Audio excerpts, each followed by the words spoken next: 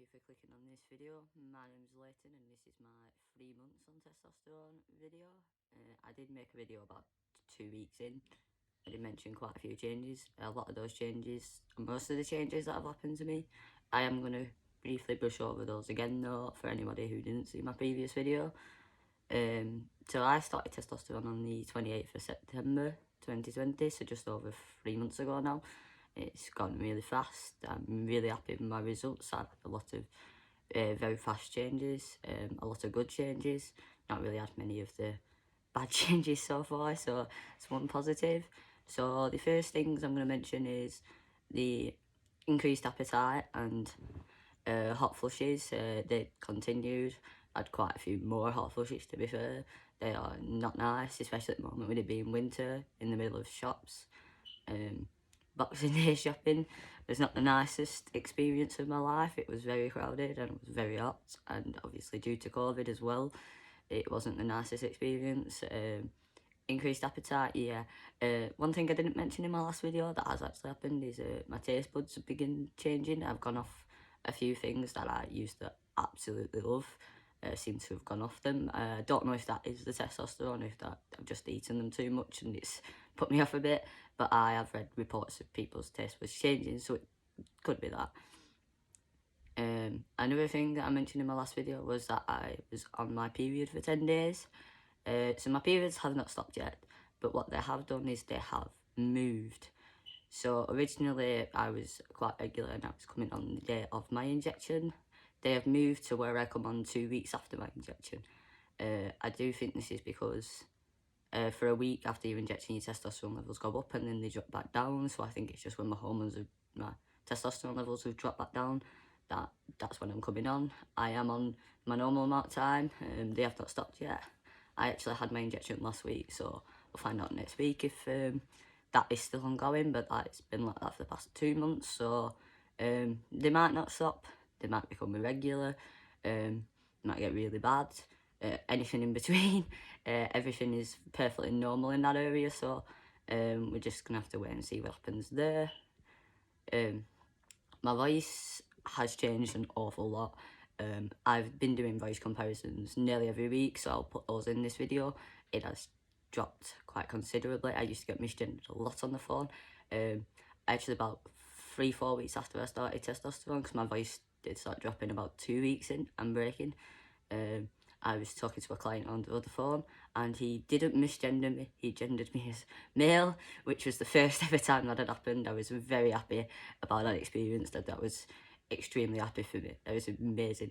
It was a very good moment. The fact that now my voice, I actually do have an app that does tell me what pitch my voice is, whether it's in female, androgynous, male, and it does do an over. It gets you to say a paragraph and it does do an analysis. And I did it the other week and it was 0% female, which is absolutely amazing results. My voice was extremely high pitched beforehand. If you do know me in person, you'll know this if you've heard me speak before.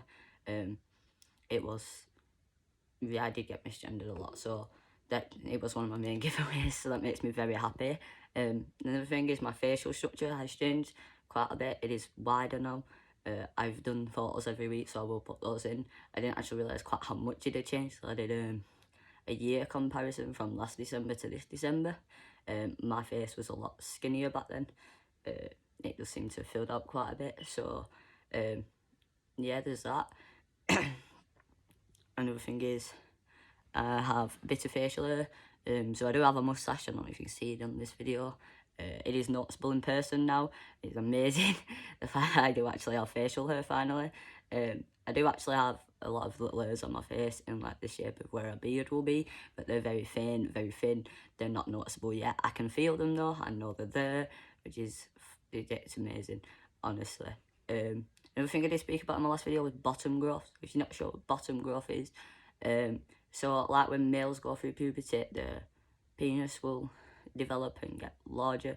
That is essentially what happens to a clitoris when you're on testosterone. So your clitoris grows. It's a very sensitive body part. You can feel it happening, and I did say this. It hadn't really been uncomfortable for me at that point. I have experienced the discomfort of it now, especially if I'm sat a certain way and it happens.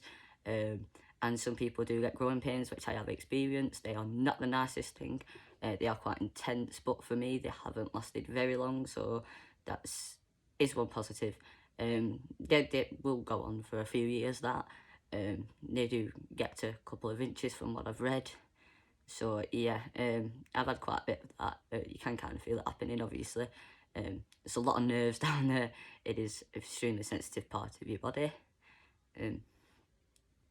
I am developing a bit of an Adam's apple as well. I don't know if you can see it on this. I can feel it though in my throat when I speak. I am getting a bit of an Adam's apple. Everybody does actually have an Adam's apple, even females. They just tend to be less prominent for females. But due to my vocal cords thickening and my voice changing, that's probably what's making it more noticeable and more prominent. So hopefully that in the next few years will become a bit more prominent. I haven't had any acne, which I know is a very common side effect of testosterone. Obviously, I still am very early days, so it could happen. I have, however, had quite a few spots, but I think that's more due to the hairs coming on my face. It's been quite itchy, so I've been itching it. I don't really think that that's anything to do with anything else. I think it's more just due to me itching my face a lot due to the hairs coming in. So there is that. The actual injection itself, I did mention in my last video, it did hurt quite a bit at first. It seems to not hurt as much every time. I've had 4 injections every 4 weeks. I'm on testosterone injections, if anyone is curious. They are currently every 4 weeks. This may change. I've just had my bloods done, so I'll find out what my actual hormone levels are next week and find out if any dosage change is needed or if the frequency of my needles, my injections need to move. So it's quite exciting. I am actually going to be self-injecting from my next injection, so I'll be doing it myself. I will do a video on how to self-inject and what we have to do for anybody who may be looking at doing it for themselves.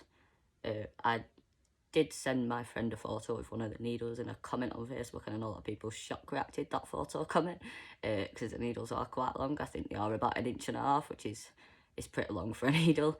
I'm not really scared of it. My main concern is that when I get an injection, I look away.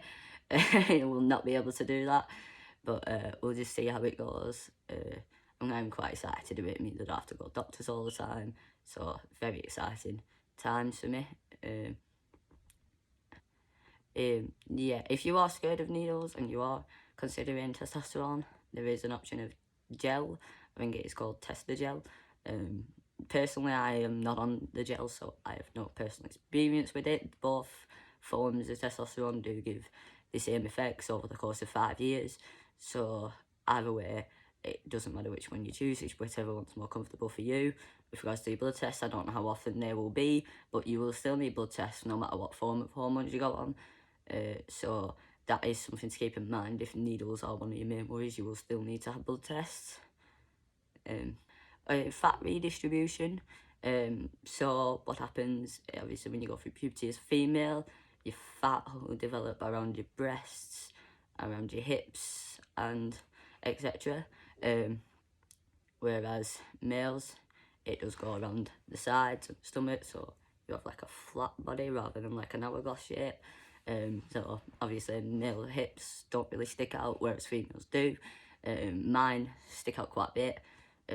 I don't have much fat on me, but my hips have always stuck out. It is quite dysphoric for me. They're not sticking out as much anymore.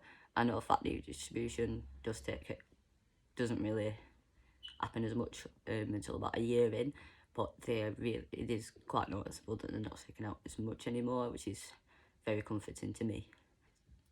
Increased libido. I forgot about that one. Yeah, no, that's still ongoing. Obviously, it's like a male in puberty, male going through puberty. Increased libido is quite very often, happens quite a lot. Not really anything you can do about it. Not the most comfortable change. But hopefully that'll pass over the next few years. So that is something as well. And I think that is everything. No, yeah. Stay safe, everyone. Right guys, I'm not on for videos, but tomorrow's my first T injection and I want a voice comparison, so yeah. My name is Leighton and this is my voice 2 weeks on T. My name's Leighton and this is my voice 3 weeks on tea. My name is Leighton and this is my voice 4 weeks on tea. My name is Leighton and this is my voice 5 weeks on tea.